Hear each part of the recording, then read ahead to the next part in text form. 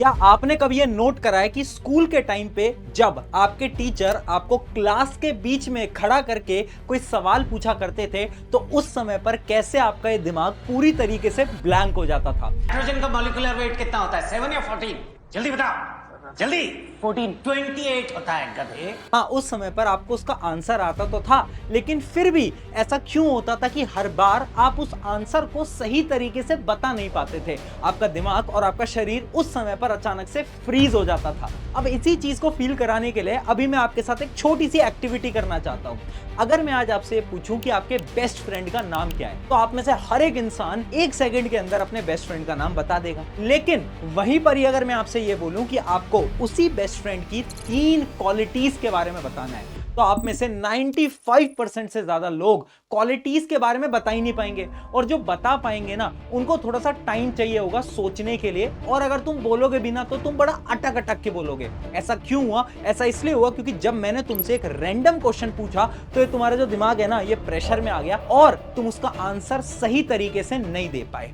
लेकिन वहीं पर ही अगर मैं आपको एक रियलिटी बताऊं कि जितने भी बड़े बड़े बिजनेसमैन होते हैं या फिर पॉलिटिशियंस होते हैं, ये सब ना इस प्रॉब्लम को फेस नहीं करते। यानी जब भी उनसे कोई सवाल पूछा जाता है ना, तो उनके दिमाग से वो बहुत तेज सोच पाते हैं और उन सारे शब्दों को बहुत क्लियरली लोगों को बता भी पाते हैं। और अगर मैं तुम्हें ये बोलूं कि ये जो कला है ना, ये जो टेक्निक है, ये तुम भी सीख सकते हो। इस टेक्निक को सीखने के लिए तुम्हें बस 3 सिंपल स्टेप्स को जानना पड़ेगा और वही सिंपल स्टेप्स आज मैं तुम्हें बताने वाला हूं। The single most important gift in the world is the gift of communication. The greatest tool of influence all leaders have is communication. You cannot influence where you cannot communicate. It's impossible. So learning to communicate is a critical skill for any of you.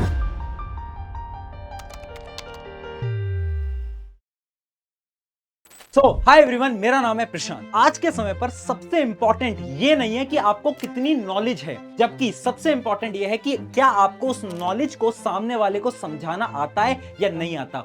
यानी आपके speaking skills कैसे हैं ना, वो बहुत important है। अगर आपको फ्यूचर के अंदर जाकर कोई भी जॉब लेनी है या फिर आपको बिजनेस करना है, आपको पॉलिटिशियन बनना है, आपको कुछ भी करना है ना, आपको सही तरीके से अपने शब्दों को लोगों को बताना आना चाहिए। और इसी चीज को सीखने के लिए ना आज मेरे पास 3 सिंपल स्टेप्स हैं। अभी ना मैं आपको एक वीडियो दिखाता हूं। आज से कुछ साल पहले की ये मेरी वीडियो है, जब मैंने YouTube के करियर को स्टार्ट किया था। क्या बताऊं स्टूडेंट्स को, क्या बताऊं कि कैसे लाए थे मैंने मार्क्स, आखिर कैसे लाया था मैं। और अब मैं आपको एक नई वीडियो दिखाता हूं, जो कि मेरी एक लेटेस्ट वीडियो है। स्कूल से निकलना है, स्कूल से निकलना है। जिस दिन हम बड़े हुए और जब फेयरवेल का समय आया ना, हम सब सोच रहे थे यार थोड़ा समय और यहाँ पर रुक जाएं क्या यार। अगर आपने दोनों वीडियो देखी होंगी तो आपको साफ फर्क दिखा होगा कि पहले कैसे मैं अटक अटक के बोला करता था। मेरा जो कॉन्फिडेंस था वो बहुत लो था, लेकिन आज के समय पर आप देख सकते हो कि कुछ सालों के अंदर मेरा कॉन्फिडेंस पहले के मुकाबले बहुत हाई हो गया है। अब इसका सीक्रेट क्या है? सीक्रेट बहुत सिंपल है। मैंने 3 प्रिंसिपल्स पे काम करा।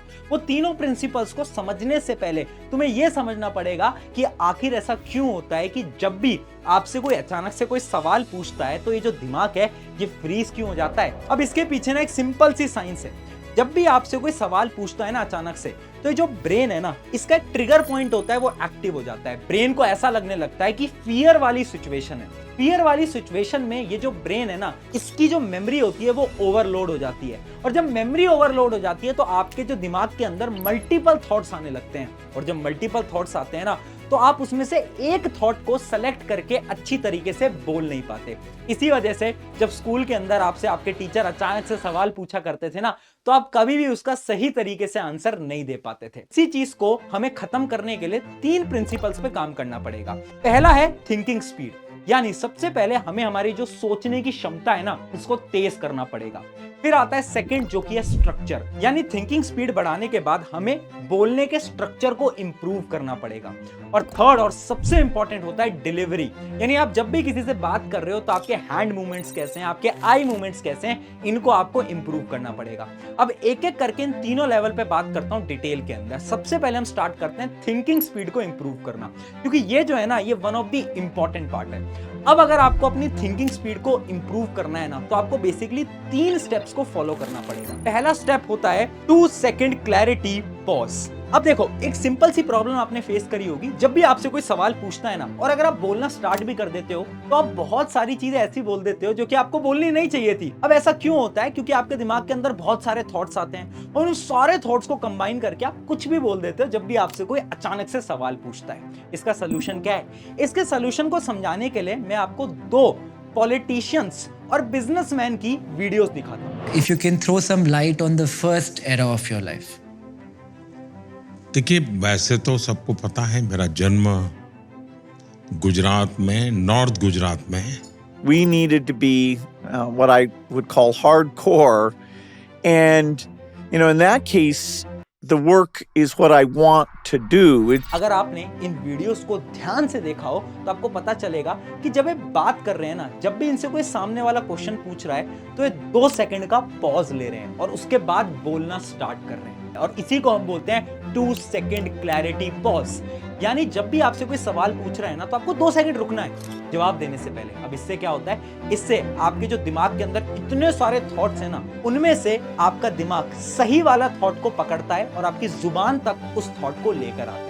अब ये चीज साइंटिफिकली प्रूवन भी है। पता है क्यों? क्योंकि आपके जो दिमाग की सोचने की रफ्तार है ना, ये बहुत तेज है और आपके बोलने की रफ्तार बहुत स्लो है। इसलिए आपको 2 सेकंड के लिए रुकना है जब भी आपसे कोई नया सवाल पूछे। अब यहाँ पर ना एक रिसर्च भी करी गई थी इसी चीज को प्रूव करने के लिए। उस रिसर्च के अंदर क्या करा था कि कुछ लोगों को 2 ग्रुप्स के अंदर डिवाइड कर दिया था।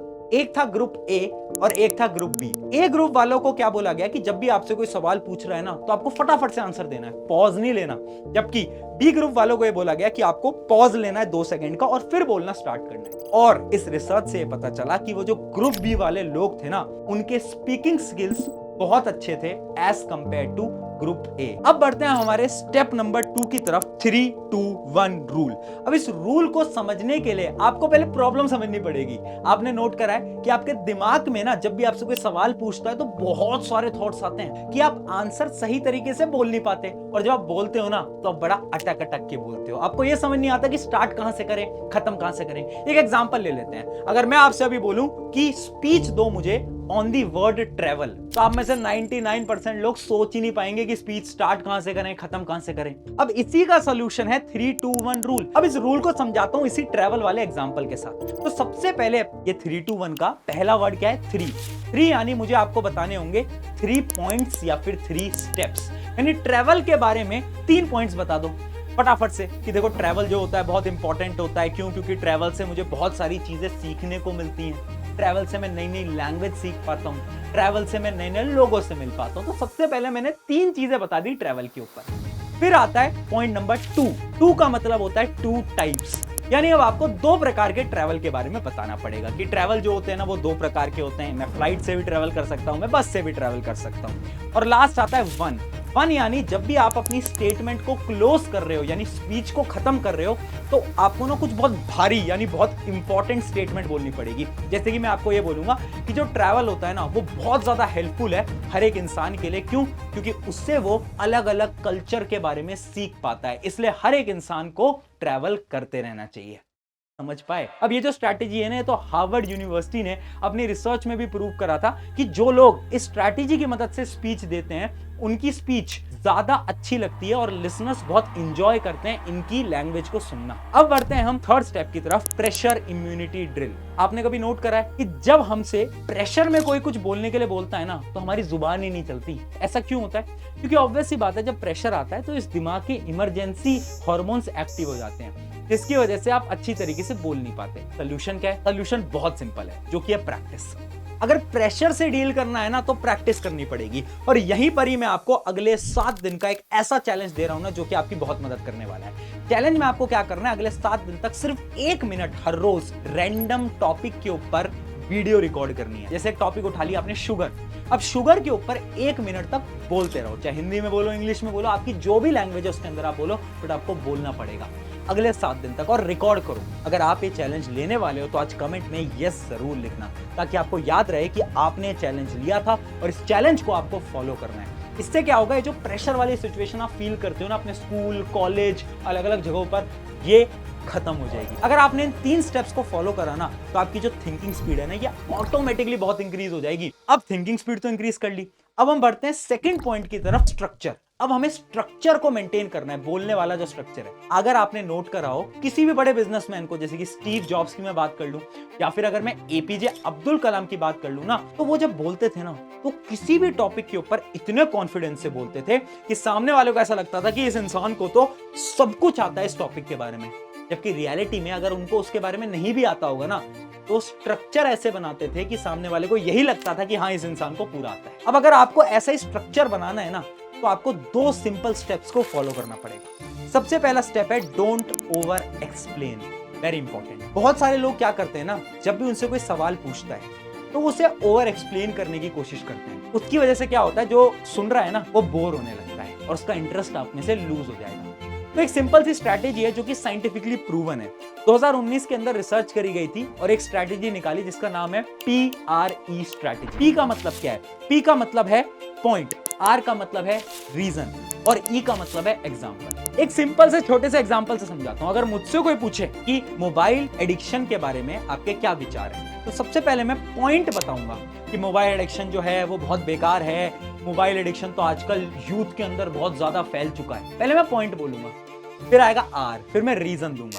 रीजन के अंदर मैं बोलूंगा मोबाइल एडिक्शन क्यों बेकार है, क्योंकि इससे ना लोग अपने गोल से भटक रहे हैं, डिस्ट्रैक्टेड हो रहे हैं। और फिर मैं एक एग्जांपल दे दूंगा कि मेरा एक स्टूडेंट था जो कि डिस्ट्रैक्टेड हो गया था मोबाइल एडिक्शन की वजह से और वो अपने पाथ से भटक गया। यानी अगर आपसे कोई भी सवाल पूछ रहा, कोई भी सवाल हो इस दुनिया का, PRE, अगर आपने इस स्ट्रैटेजी को फॉलो करा ना, तो सामने वाले को ऐसा तो पक्का लगने वाला है कि आपको नॉलेज है उस सब्जेक्ट के बारे में। ये था स्टेप नंबर 1। फिर आता है step number 2, start strong and strong. समझाता हूं। देखो, अगर आपने बड़े बड़े पॉलिटिशियंस की स्पीच देखी हो ना, तो हमेशा वो स्टार्टिंग बड़ी खतरनाक करते हैं। बीच वाली जो उनकी लाइनें होती हैं वो नॉर्मल होती हैं, लेकिन एंडिंग भी उनकी बहुत खतरनाक होती है। Don't lose faith and never, ever let anyone tell you it's impossible. एक एग्जांपल मैं आपको देता हूं। अगर मैं आपसे किसी भी चीज के ऊपर बात कर रहा हूं, मान लो एक टॉपिक ले लेते हैं हेल्थ। अगर मैं हेल्थ के ऊपर आपसे बात कर रहा हूं तो मैं कैसे करूंगा? मैं स्टार्ट बड़ी खतरनाक करूंगा कि health is very important in your life. मैं एक बड़ी भारी स्टेटमेंट शुरू में बोलूंगा, फिर बीच में मैं आपको इंफॉर्मेशन दूंगा और मैं जो एंडिंग करूंगा ना वो भी बहुत खतरनाक करूंगा। So this is why you should maintain your good health. यानी स्टार्टिंग और एंडिंग बहुत अच्छी होनी चाहिए। तो इन 2 स्टेप्स की मदद से आप इजीली अपने स्ट्रक्चर पे काम कर सकते हो। और फिर आता है हमारा 3rd पॉइंट, डिलीवरी। यानी अब बोलोगे कैसे, आप एक्सप्रेशन कैसे रखोगे, आपके हैंड मूवमेंट्स कैसे होंगे, आपका आई कांटेक्ट कैसे होगा। अब देखो, एक रिसर्च ये बताती है कि अगर आप अपनी डिलीवरी स्ट्रॉन्ग कर लेते हो, यानी बोलने की कैपेबिलिटी स्ट्रॉन्ग कर लेते हो ना, तो आपका 50% काम तो वहीं खत्म हो जाता है। अब अगर आपको अपनी डिलीवरी स्ट्रॉन्ग करनी है तो सिंपल 3 स्टेप्स हैं यहां पर भी जो कि आपको फॉलो करने पड़ेंगे। सबसे पहला आता है स्टेप नंबर 1, स्पीड।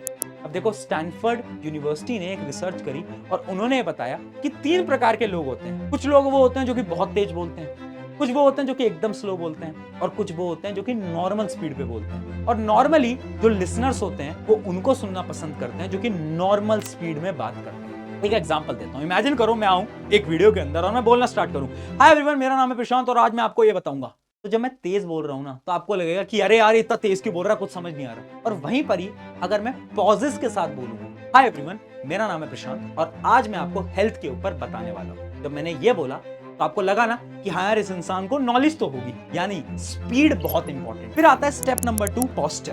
अब देखो, हार्वर्ड यूनिवर्सिटी ने रिसर्च करी और उन्होंने बताया कि एक पोस्चर होता है जिसका नाम है द पावर पोस्चर। एक ऐसा सीक्रेट पोस्चर जिसकी मदद से सामने वाले को यह बता सकते हो कि आप बहुत कॉन्फिडेंट हो। अब इस पोस्चर आपको कैसे मेंटेन रखना है? बहुत सिंपल है, 3 तरीके हैं। सबसे पहले अपनी स्पाइन को स्ट्रेट रखना, चाहे आप खड़े हुए हो चाहे आप बैठे हुए हो, फर्क नहीं पड़ता। फिर आता है पॉइंट नंबर 2, हैंड विजिबल। यानी आपके जो हाथ के मूवमेंट है ना, ये विजिबल होने चाहिए, सामने वाले को ये दिखने चाहिए। अगर आप हाथ को ऐसे फोल्ड करके खड़े रहते हो ना, तो सामने वाले को आप में इंटरेस्ट नहीं आएगा, उसको लगेगा कि ये अंडर कॉन्फिडेंट है। और ना ही आपको हाथ को पीछे रखना है, अपने हैंड्स को आपको मूव करते रहना है। और फिर आता है 3rd पॉइंट, फेस रिलैक्स्ड। यानी आपका जो फेस है ना, ये ज्यादा गुस्से में नहीं होना चाहिए, ये एकदम रिलैक्स्ड रहना चाहिए। जब हमारा फेस रिलैक्स रहता है ना, तो जो लिसनर्स होते हैं उनको ये लगता है कि ये जो इंसान है ये कॉन्फिडेंट है और ये जो बता रहा है एकदम सही बता रहा होगा। यानी अगर आप इस पूरे पोस्चर को मेंटेन करते हो तो आप भी पावर पोस्चर के अंदर आ जाओगे और लिसनर्स के ऊपर आपका जो इंपैक्ट होगा वो बहुत बेहतरीन होने वाला है। और फिर आता है हमारा थर्ड स्टेप ऑफ डिलीवरी, जो कि सबसे इंपॉर्टेंट है, जो कि है आई कांटेक्ट। अब देखो, एक सिंपल सी रिसर्च करी गई जिसके अंदर एक स्पीकर को यह बोला गया कि सबसे पहले तो तुम राइट साइड में देख के बात करो ऑडियंस में, फिर आप लेफ्ट साइड में देख के बात करो, और फिर आप पहले लेफ्ट देखो, फिर आप राइट देखो, और फिर आप सेंटर में देखो।